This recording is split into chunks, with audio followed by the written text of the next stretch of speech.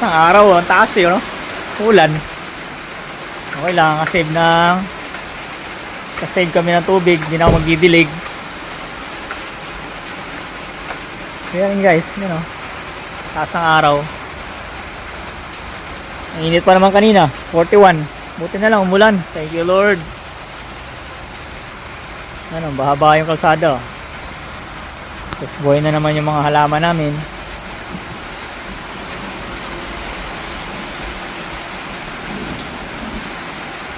Kumukulog pa kanina.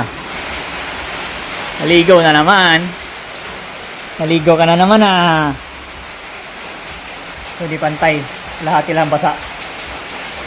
So wala, malinis to eh. Ano.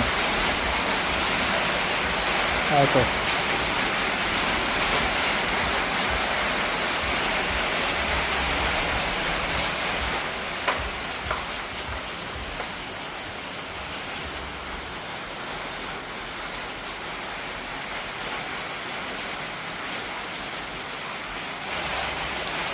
Ayaw natin bukas.